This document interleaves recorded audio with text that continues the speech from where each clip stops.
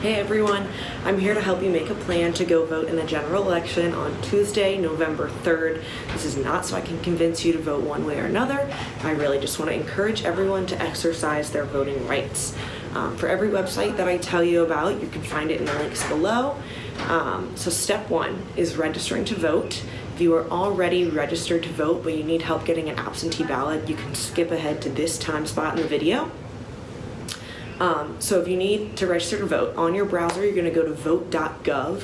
It's right here. It's https://vote.gov, and you're going to choose the state or territory in which you live and follow the instructions. It'll have a link right below of how to register to vote and how to request your absentee ballot.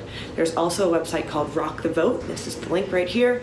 And that website lists all the states in which you can register online and provides the links to register there as well. Some states, unfortunately, do require you to print out a form and mail that in, but on vote.gov it'll give you that information.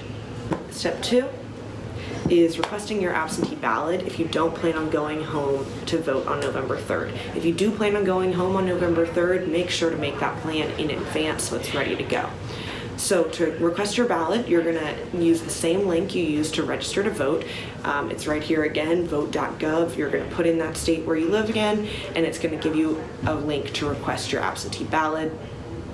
You can also find any necessary information about voting you need on your home state's Secretary of State website. You just search whatever state, Secretary of State, and it'll bring you to that website. You can get your voting information, your sample ballot. You can register, you can get your absentee ballot. Everything you need is on there. And when you're filling out your request to get your ballot, you're going to choose the general request form, which allows you to vote absentee for higher education. So there's like a military one, there's an elderly one, and then there's a general application where you can choose higher education. Step three, if you haven't received confirmation of your absentee ballot request within 1 week of when you requested it, follow up with your state Secretary of State office. Send an email, call them on the phone, because sometimes things get jammed, and if you need to, request it again. And then step four is the most important. Fill out your ballot when you get it. When you get it in, it's going to be a fat packet, but follow the instructions on that packet. It's not hard. If you go to Ballotpedia, right here, this link, it's ballotpedia.org/sample_ballot_lookup, and then you put in your home address. That will give you everything that is going to be on your ballot for November 3rd. It's not just president and vice president. There's judges, there's all kinds of other stuff for your state specifically. So if you go to that website, it's going to tell you everything that's going to be on your ballot. You can make your sample ballot of what you're going to vote for, and it also gives you information about all the candidates and the bills that are going to be on there, so you can know exactly what you're voting for. This is really important. All the local stuff is really, really important.